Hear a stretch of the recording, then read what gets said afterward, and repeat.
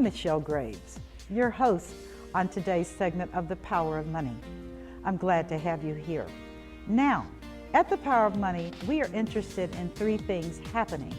First, we want you to get the necessary education so that you and your family can make the decisions that will impact positively on you in your financial life. The second thing is that you be empowered to prosper. I only want the best for you. And you can only get that if you have education and then the drive to make it happen. And the third thing that is so important to me is that you recognize that life is more than a journey and that you be energized so that you can begin to participate in the truly joyous experience of living. So here's to empowerment, here's to education, and here's to energy. I'm Michelle Graves, your host, Power of Money, and here we go. And here we go on today's segment of The Power of Money. I'm your host, Michelle Graves, and for the last 30 plus years, I have been doing this show. Can you believe it? Time moves on quickly. But today is again an exceptional show. We'll be broadcasting via Skype, which is an amazing portal that allows me to interview people from throughout the United States and actually throughout the world. Technology is powerful. But today's guest is coming in from Houston, Texas. That's right, a Texas girl, Toni Harris-Taylor, who's a sales and marketing trainer, specializes in working with women in the area of training, sales, empowerment, and networking.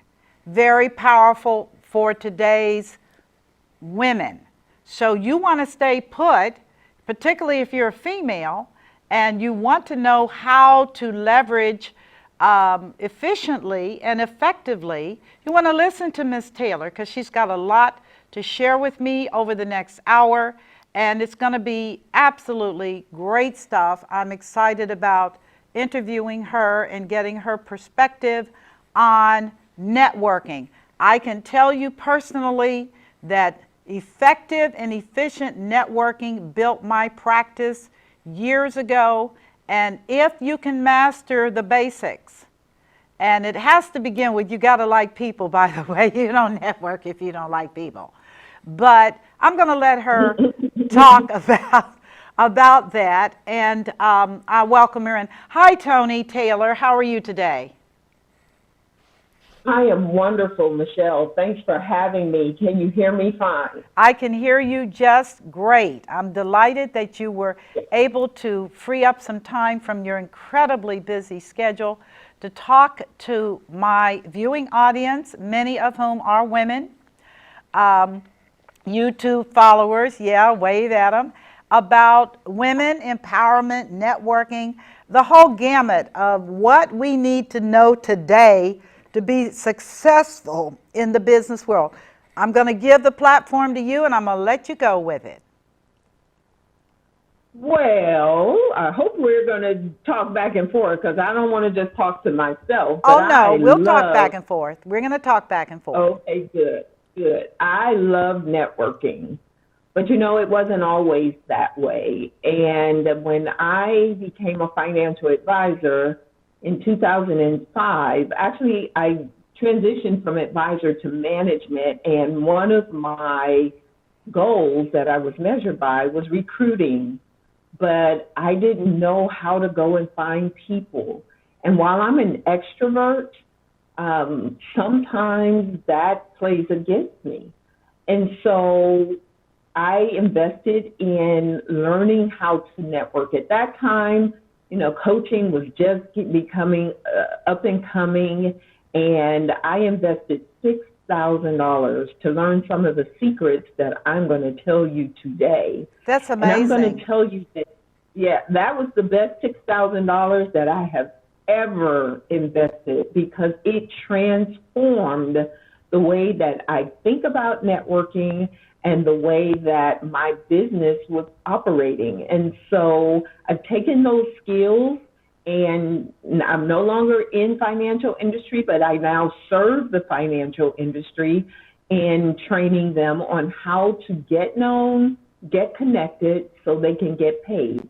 And yes, everything starts with knowing how to build relationships. So I can't wait this is my favorite topic to talk about, because people are at a loss for that connection and building relationships, especially in the age of technology now, Michelle.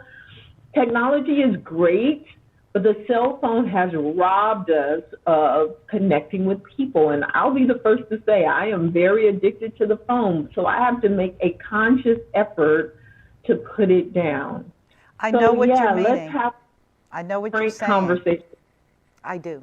I know what you're saying, because I too, in the early days, 2005, actually, I was living in China.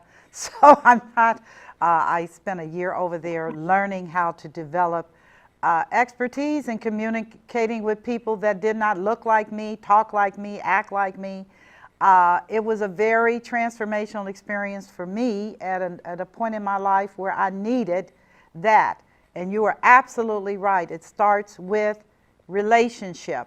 And how does that look? How do you want to feel about that? How do you feel about that? Let's talk about that.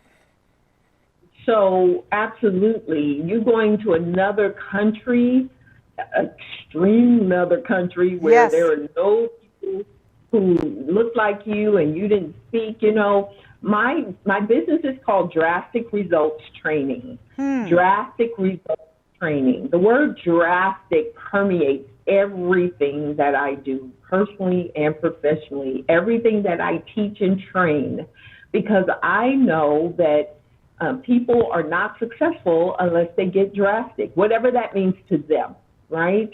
Last night, we took a drastic step and had a food therapist come to the house and cleaned out everything in our pantries. Now that's drastic. That is drastic. And networking, yeah. Networking, building relationships, going to another country where you don't speak the language. Yes. So you are a drastic stepper. So I'll keep coming back to that word drastic, because the building the relationships, networking, getting out of your comfort zone, getting a target market, finding the right places to be, following up, social media, all those things are key in the networking world, but they are drastic for most of us. And so, I love that you did what moved away and use relationships in order to survive. And that's true for us as women and in the financial services world. If you don't know how to build relationships, you will fail in this business. And that's in interesting. Fact, can you talk about that in more detail? If you don't know how to build relationships, this is to women especially, that Yes. they will fail in financial services. Financial services still has one of the highest attrition rates, right? Where more than 50% of the people who start fail. And I believe 100% that it's because they don't know how to build relationships that lead to people doing business with them and lead to referrals. So, and as women, we sometimes shy away from networking and going where our potential clients are. We stay in our comfort zone. I know as an African American woman, I talk to a lot of financial service professionals who are comfortable in one space, and then they don't venture outside of that space, and they end up trying to convert people and get business from people who don't have the money. So I had a financial advisor tell me that she really wanted to build her business with single mothers. Why? Because her mom was single, and she saw her mom struggling and really wanted to help single moms to invest. And I really believe that honestly, it's drastic, but that target market wasn't ideal for her. So I coached her and just told her, listen, I get it. You have a heart for single moms. I was a single mom too. But the reality is they don't have the money to invest because they're a single mom trying to keep food on the table. So why not go and market yourself and network with the people who can afford to invest with you? Then you can start a nonprofit to help those single moms. That's And powerful. she really embraced. That's powerful information. Both of us share the common thread of being single mothers. I started my financial practice in 1982 as a single mother with 3 children, divorced, no child support.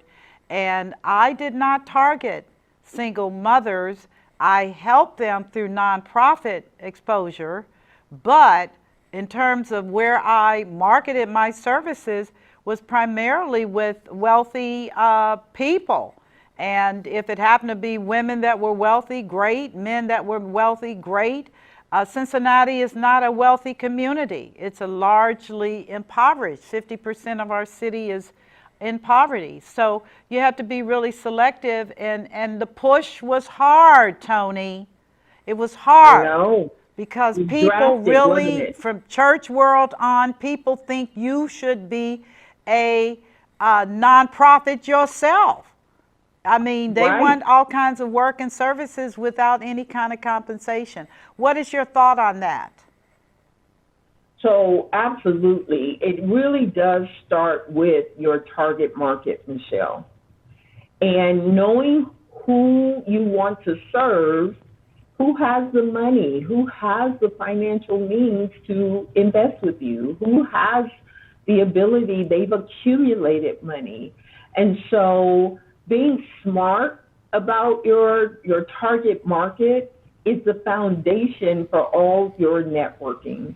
So knowing upfront who it is you want to serve and being smart, not that you're neglecting the church people or the single moms or the people who don't have money, but you'll have to serve them in a different way than trying to get them to, because you'll go broke and then you'll end up leaving the business because you're frustrated trying to convert people who cannot be converted. So start with the best foundation. You went after wealthy people, Michelle.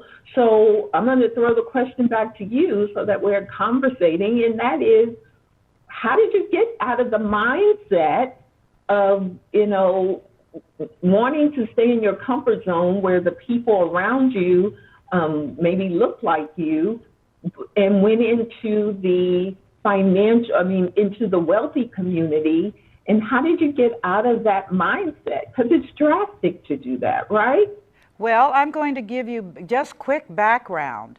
My parents, both of them were alphas. My father was a strong alpha male. My mother was a strong alpha female. She was accustomed to leading and doing things. She headed up audit with IRS, and yet they were grounded people, and they taught us that we had to be sensitive to the needs of the less fortunate, but that we had to pay our bills and that we had to eat. And therefore, even down to my high school, I went to the #1 public high school in Ohio, Walnut Hills High School, graduated with distinction. Then I went on to Connecticut College for Women, which is a very wealthy white women's school. There's only a handful of us African Americans. Came out of that environment and went on and got my advanced degrees at American in Washington, D.C. I worked for one of the largest international banks in the world, came back to the United States, still grounded in helping my people, but hearing the background noise that said, you got to pay your bills. People that have no money cannot help you. All you can do is try to get money, and then you can perhaps help them through your social work, social service. So the mindset I had was really out in the now you got to know I'm out here in the Midwest, Toni. Okay, I'm right across the right? bridge from Kentucky. We can throw a rock Right. and be in Kentucky. And so there was a lot of poverty mindset in this community, and it still is, where people just quit. They don't care. They're just trying to get through the day. And so I did not harm them or speak ill of them. I just said, this is not for me. Now, did I have the support that you bring to the table? No, I did not, Toni. God knows I wish I had, but I didn't. I had to scrap it and I had to make it. Back to you. Awesome. Yeah. So she she took drastic steps, and you have to work on your mindset. So when it comes to networking, knowing who your target audience is. So I'd like to give the audience a couple of tips with the target market. Okay. Yes.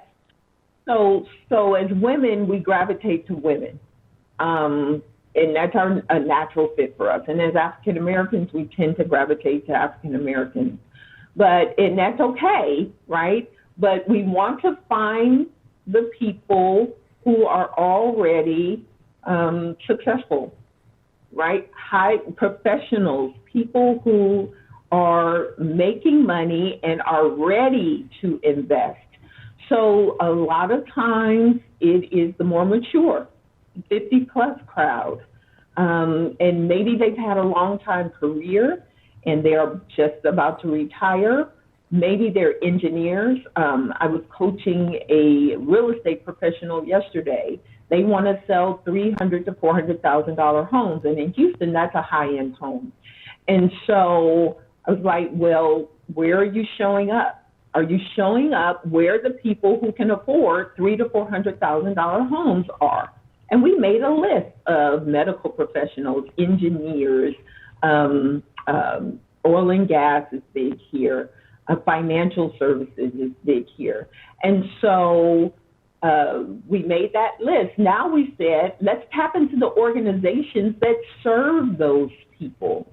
So have you looked at those associations and those organizations that serve the affluent professionals? And so do a Google search.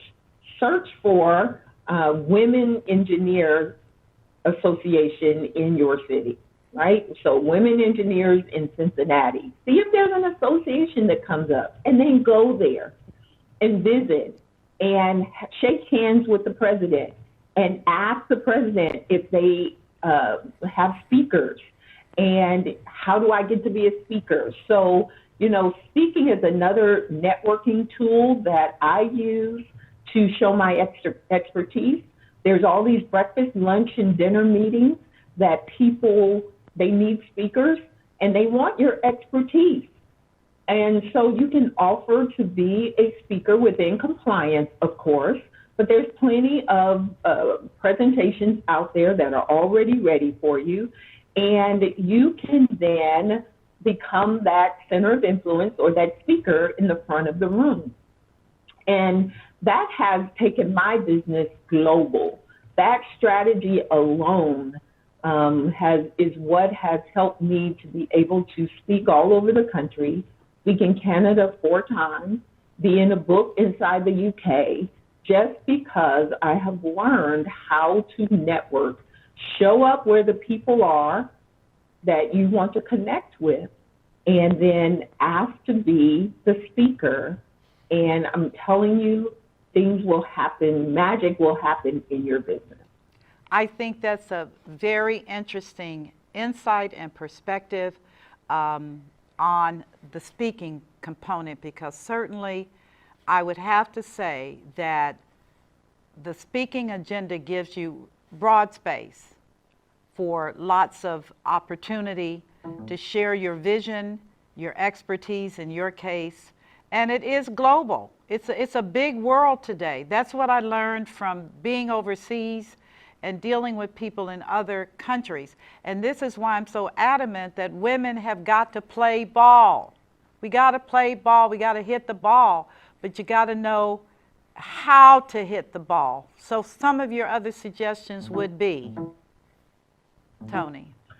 So don't shy away from doing business with men. Huh. Right? So the key with being successful in business is to be different and stand out and be drastic. So there are men who will support women. And sometimes we gravitate to being only where the women are, but all the women are serving the women. But there are not a lot of women who are serving the men. So if you created a brand and a target market around successful men, you would stand out as different. Don't be afraid to stand out either. As women, sometimes we like to dim our light and we like to shrink back. Marianne Williamson's poem. We shrink back out of comfort. We got to get uncomfortable. We got to let that comfort zone go. We got to get drastic. And maybe you wanted to go after men engineers. Maybe you have a different perspective. We know that men pass away usually before the wife. So if you are a woman financial professional going into a man's space saying, hey, let me make sure your family is taken care of, you know, nobody wants to think about dying, but we want to make sure from a woman's perspective that that family is taken care of. You would be, now, yeah, you got to have thick skin because you're going to compete with the good old boys. Yeah. But if you show up as different, they will see you. They will absolutely see you. So that's a whole another perspective on your targeting. Find a network of men who support women. So sometimes as women, we get it in our head that we're the only ones that can support each other. I will tell you, my biggest leaps have come from men. Women do support me for sure, but my big jumps, my big drastic steps have been under the mentorship and coaching of men. So don't be afraid to go into a man's world. Well, you know, you bring that up, and as I think back, my greatest mentor actually was my dad, who pushed me into everything and basically said, you better get it, because that's what America's about, those who get it and those who don't. And so as a female, he said, you better learn early that no one's going to give you anything, and that your biggest help is going to come from other men. He said that all the time. It's got to be strong men. You want strong men, and that you can come alongside and help and assist. And Toni, in all fairness, it is intimidating. Do you want to speak to that? Speak to that. It is drastic. I mean, come on. Absolutely. But if you put on your big girl panties and step into their space, they will take notice for sure. So I'm in a Facebook group called Females in Finance, and there was recently a whole conversation about a financial advisor who lost business to a male counterpart because she didn't play golf. And some of the women were, well, you know, we might need to show up on the golf course. We have to do what's unexpected, no matter who your target market is. You got to stand out as different, and you got to do the unexpected, which is drastic for sure. So when I started my financial services career back in 2000, June of 2000, I had no financial background. I had no money experience and no sales experience. I was sweet talked and recruited and moved from Texas to Florida, and found out after I moved with my family that everything I was promised did not exist for me. Whoa. And yeah, exactly. Ooh. Exactly. Ooh. That was devastating. And I had to take some drastic steps. I ended up taking I worked for a 403B provider and 457 provider. So I took all the crappy territory nobody else wanted, and I learned how to build relationships within those groups. And I had to stand out as different. And I'm going to go back to the speaking. I was able to my first year, I was able to enroll over 400 people into their retirement plan because I started speaking. And again, if you find that target market that you wanted to penetrate, and if it's the male dominant or female, find the people who bring in the speakers. They'll love you, and start speaking in front of them, and then that will snowball your networking. You know, that's extremely good advice. I will tell you that I do not, over the last couple of years, several years, I have not been on the speakers trail, mainly because of television. This station gives me tremendous venue to do media, and also, you know, our traditional Facebook, LinkedIn, that type of thing. But you are quite right. So if a woman wants to penetrate into that arena, you would have to say that she needs to hone in on her speaking skills. Is that correct? Absolutely. Your presentation skills. Now, here's the deal. You don't have to be a big stage speaker, but you definitely have to give value and be confident. Men do business, and everybody does business with people who are confident. And so you have to show up as confident. If you don't have those skills, then you need to get yourself a speaking coach, go to Toastmasters, study other speakers, not to imitate them, but to see how to leverage and be confident on stage. But ultimately, you want to be yourself, and you just want to show up. And I'm telling you, that right there is an amazing strategy, but it starts with the networking, because you got to show up, connect with the people who bring in the speakers, and then once you do that, they will see that you have confidence, and then you got to follow up. Of course, follow up is critical to your networking success, because you can go to all the events in the world, and here's what I see happening. I'm switching gears a little bit here, but here's what I see happening. People go to networking events. They meet a few cool people. They pass out business cards, and then they wait for the phone to ring. Good luck with that. Good luck with that. Okay. Networking is work. It is not net sitting, net standing, net waiting for somebody to call you. It is not that. It is networking.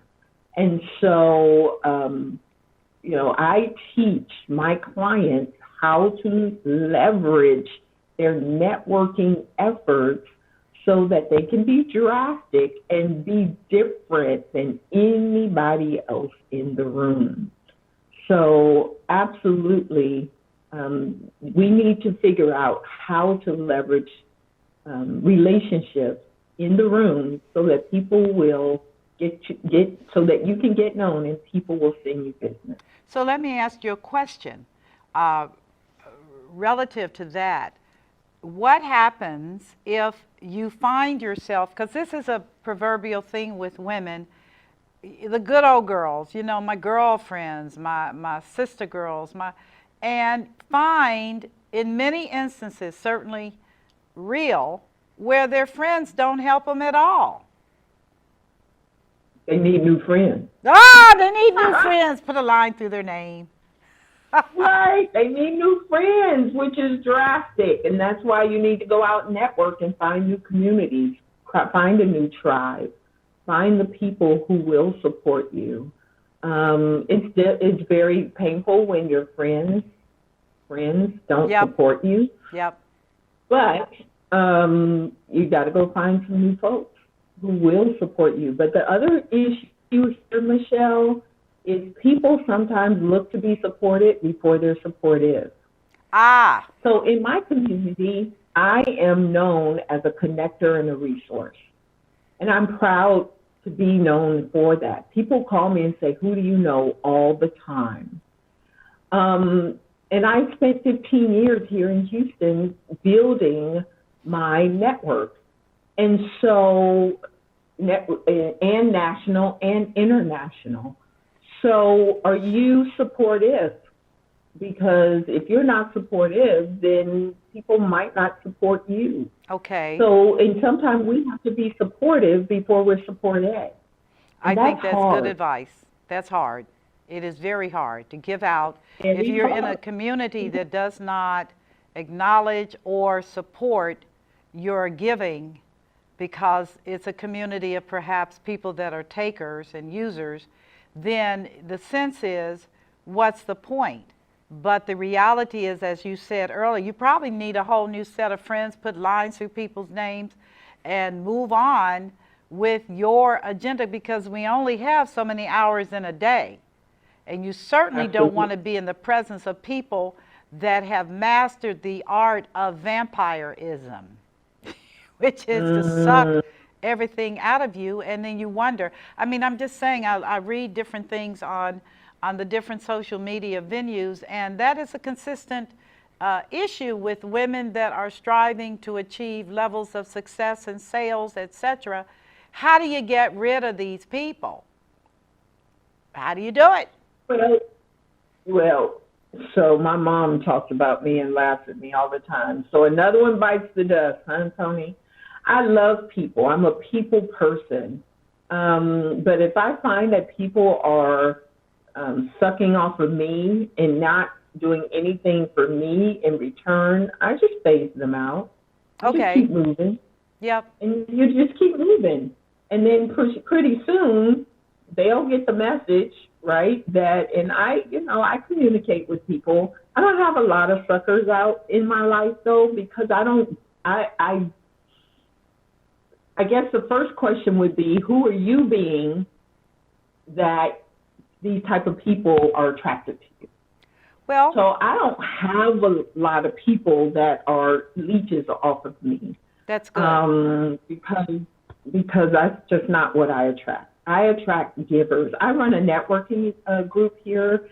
I'm a franchise owner of a networking group here in Houston.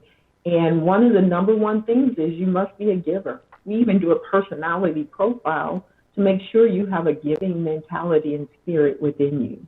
I think that's very powerful and good advice. I think it is. I think that's very powerful and good advice. So continue. So the other strategy that I use to make sure that I'm supportive is I connect with the center of influence. Okay. And when I go to an event, I'm watching, number one, who's running the event. Number two, who else is bopping around meeting everybody, right? Who's in the know in the room. And I make it a point to connect with that person. Now, Michelle, this strategy is what I paid $6,000 for. This is what, if they don't get it, if your audience didn't get anything more out of this, hear this. The drastic step that I take when I go to a networking event is to ask for a date. What do I mean by that? So networking is like dating. Michelle, do you remember when we were younger, we went to the club or we went to the party and we saw Mr. Look So Good across the crowded room, and Mr. Look So Good came up to us and he started a conversation. You want a drink? Absolutely, I will take a drink. We hit it off, we made a connection, and he asked for my phone number, and I gave it to him. And I went home and I waited for him to call, and the sucker never called. Ha! Well, that's exactly what networking is like. You go to these events, you meet an interesting person, you have a little drink, or you're at a happy hour, or you're eating a meal together, and you say, you know what, you are so cool, you are so interesting, let's get together sometime. You pass your business card to them, and they never call you. And guess what? You never call them either. Why do we show up? Why do we spend money on cover charge, pay for our breakfast, lunch, and dinner, pass out a bunch of cards and nobody ever follows up. So I put an end to that. I teach all my clients, and it's drastic to do this. I say, you know what? You're interesting, Michelle. I really want to connect with you to find out how I can help you in your business. Even if we're in the same business, I want to know how I can connect you, help you in your business.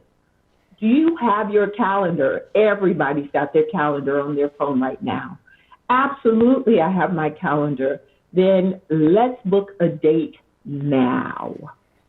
Because I know when you get back to the office, you're going to take my business card and put it in the stack. I'm going to show you right here with everybody else's card. Yes. Right? Yes. And nothing's going to happen. So I want to book a date with you right now. And I want you to pull out your phone and let's do it. See, networking is a lot like dating. And when we go and have that first date, that's exactly what it is. We're learning about each other, learning about each other's businesses. Do we want to stay connected? Do we want a second date? Right? So recently, a friend of mine introduced me to, because we're networkers, he introduced me to a young lady in a restaurant. He saw her in a restaurant. He thought she was me, and he kept calling her by my name. And she's like, I'm not Toni.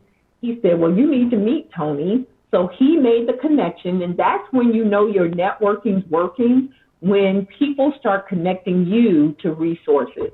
He's like, you need to meet Toni.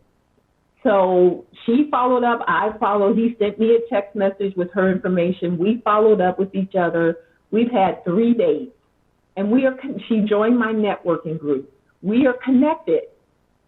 How do you know if you want to do business with people or if people can refer you if you don't ever date them? You're so correct. The strategy, so stop showing up to networking events, passing out your business card, hoping something happens, because it's not. It's up to, if it is to be, it's up to you. If it is to be, it's up to me. That's the saying. So somebody's got to take the lead. Otherwise, it never translates. And that's why people hate networking, because they don't know how to build a relationship using networking. And that's what I teach my clients. Well, I think you brought to the table during this conversation, first, the importance of relationship. If a person does not like people, do you advise them to try to fudge through this thing, or do you advise them to move into an industry where they do not have to exhibit people skills, being engaged, being talkative? I know people out here who basically don't like people. And you can pick up that energy, and it kind of turns you into another person, meaning, I don't even know why I'm talking to you because you don't even like people. It's evident. Do you run into that often with women? Not often. People who don't like people know they don't like people, so they don't show up where people are. If someone's in a career, well, let me say this. I know we got a lot of followers who are in financial services. One of the mistakes I made when I got into financial services is I thought it was about numbers. I thought it was about the stock market, and I was, to my pleasure, because I love people, I found out that it was 100% a people business. And so if you got into financial services for the numbers and you don't like people, then you need to be in the home office crunching the numbers. I'm with you that if people don't like people, they're not going to do the work it takes to be successful in a people business. It's just not in them. It's not innate in them. And there are plenty of careers out there where they can make very good income behind the scenes. So do I try to encourage people who don't like people to change their mindset? Probably not. No. Because they are probably grown. They haven't liked people for a long time, and people are not going to like them. And because this is a people business, entrepreneurship, no matter what your business is, it's all about people. I believe every business, the foundation, especially in sales, is relationships. And if you don't find that you can do that, I advise you to do something different. There's plenty of opportunities out there that, it's just you and the computer.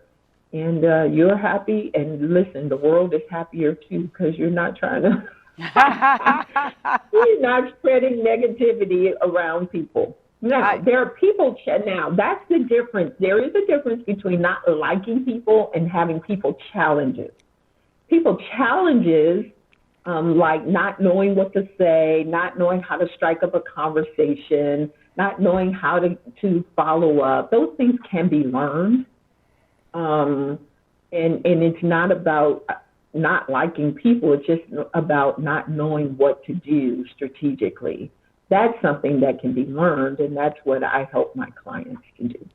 Can I ask a question which I think differs, makes women in sales a little different from men in sales, and that is the tendency, and I found it to work, we tend to cross over in situations where men do not. For example, I'm talking to a potential client, and in the course of befriending, we're just talking, I ask about the family. I do. I ask about the family, the children, those kinds of things.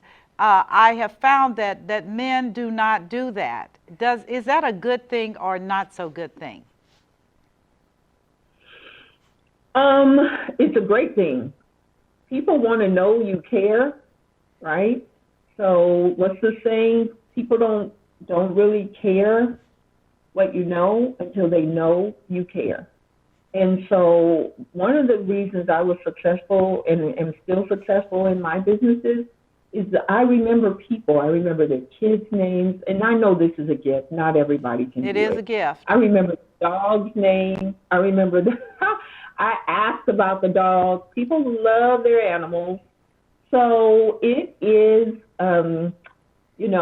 I really do focus on getting to know the whole person. And if you're in financial sales, you have to do that because people want to know that you care about their family and that if something happened to them, that you would actually be there for them. I have men in my life who do to ask about my family and ask about my kids and things like that. So I won't say men don't do it, but women do it naturally.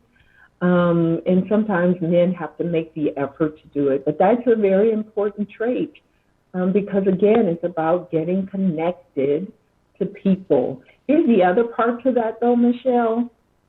We need to release some of our information as well. Private people drive me crazy. Ain't that the truth? Ain't that the truth? Their business is so personal. Say that again. I said their private lives are so private. And I want to tell them, if you want to know, Google. Right, Google. Right. Your private life, you don't have to tell me you don't have to tell me you had a fight with your husband last night. I really don't want to hear that. But I do want to hear about, your life and where you're from and maybe your childhood. And because that plays, especially in financial services, that plays into how you reflect on money today. So, in order for people to open up to you, you might have to open up to them as well. And if you're an introvert and you're that analytical, I'm also a certified DISC professional. So I actually go in and talk to people about their DISC styles and how it affects the sales process. That's part of the training that I do.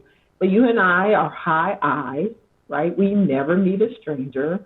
We're influencers. We're the life of the party kind of people, and all the other folks hate us. Yeah! But, Yes! But, that's what we do. We can't help it. Right. Right. Yeah. So it's okay. It's okay, right? It's okay. I love being an extrovert. But and what's really interesting for me. A lot of people hire me in the training and the sales and marketing arena. They are the introvert, conscientious, analytical types. They actually are totally opposite from me in the DISC scale, but they hire me because they want to be drastic. They want a little bit of extrovert in them. So they're not willing to make the change, but they are willing to open it up to the organization in terms of growth and development. Those who hire me are willing to make the change because they know that they're missing out on business and stuff being inside of their shell. So they hire me to help them make the switch. That's impressive. And here's the advice I give my introvert clients when it comes to networking and connecting with people. You have to flip a switch. Just like the lights come on, you got to flip a switch. You show up at a networking event, you don't really have it. You don't want to talk to a lot of people, meet strangers. You have got to talk to yourself. When you shut that car off, you've got to turn the switch on, go in, be the situational extrovert, do what you got to do to meet the people you need to meet. And then when you come back to the car, you can turn the switch off.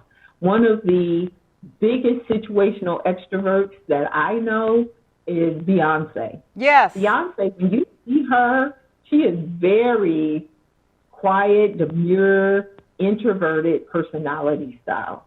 But when it's time for that girl to go to work, that switch flips on, and she is a whole nother person. And my introverted clients, often I teach them how to turn on the switch so that they can be the extrovert they need to be in that situation until they leave that event. So how do they do this? How do they do this? How do you switch on? I have some friends that need to know this. I'm like, if you go into an event, right, you know you're there to meet people. So you gotta, I do a lot of self-talk, by the way. So one of the things you can do is have a goal. You're not there to meet everybody in the room, so know your goal. I want to meet 5 people tonight. I want 5 dates when I leave this event. So have a goal. When you go in, I've already given them and I've given it on this call. You're there to meet the organizer, so that's one of the 5. You're there to meet the people that are in charge, so that's 2 of the 5. And then you're noticing who else is moving around the room, and those are the other people you want to connect with. Sometimes the introverts get overwhelmed because they think they have to try to connect with everybody in the room, and that is not the case. So don't try to connect with everybody in the room. If you want 5 dates, that's my number. My number's 5. When I go to events, I want 5 dates. That's how many people I can work into my schedule within the next 7 to 10 days after the event.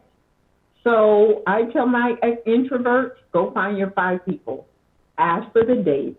Get the dates on your calendar, and then you can go home if you want to, right? But by the time they've done that, they're at ease and they are more comfortable. So have a strategy. That's how they do it, having a strategy. Interesting. So there is using this venue of networking, and I just want to say this because we are almost out of time. And I keep trying to tell you, television moves fast. And that's why I like this media, because it allows me to talk to people. But in the remaining 5 minutes that we have, can you give me a summary of the 5 key takeaways from this conversation that we're having today on networking and empowering women? Does networking empower you? So The 5 key takeaways. Yes. And I didn't write them down, so they're in no specific order. That's fine. So first answer for your question is, does networking empower me personally? Absolutely. But again, it was not always that way. I had to learn how to network. So the one takeaway, know your target market. So we started out by talking about make sure your target market is one that can afford you. And if they're not, switch your target market and then serve that other target market in another way. Number 2 is go where your target market is. So if you want to work with wealthy people, you've got to go where they are. You've got to get a center of influence in that circle of people that you want to get involved with, and nurture that relationship with the center of influence so that they can open doors for you into their community. So whether it's going into a man's event, as women, I do encourage women to show up and stand out as different. So going to a man's event, finding the center of influence, showing up as different, and connecting with that person is really key. The third strategy is have a plan. Have a plan. Have a strategy. So don't go to an event or and show up. It's like dating. Remember my scenario. So networking is a lot like dating. We don't like it. We didn't like it when we would meet somebody and someone of the opposite sex, and they showed an interest in us. We gave them our phone number, and then they never called. That's the same thing that happens when you are dating in the networking world. You pass out a bunch of business cards, and nobody ever calls. That feels horrible. So you have to take charge to follow up and build a relationship. But follow up is hard because when we get back to our offices, we are inundated with back to business. So the fourth thing is ask for a date. Ask for a date. So when you meet those people at a networking event, have a dating goal. And my goal is 5 people that I want to have coffee, lunch, breakfast, dinner, a Zoom virtual call. So how I built my network nationally and internationally is by doing a virtual call over Zoom or Skype or whatever program you use. This is a great way, second to sitting across the table from someone, to build a relationship. So I'll have virtual dates. And that's how I built my network internationally. I didn't even talk about social media. Connecting with them on social media is another way to stay connected to them. But last and not least, number 5, always be drastic.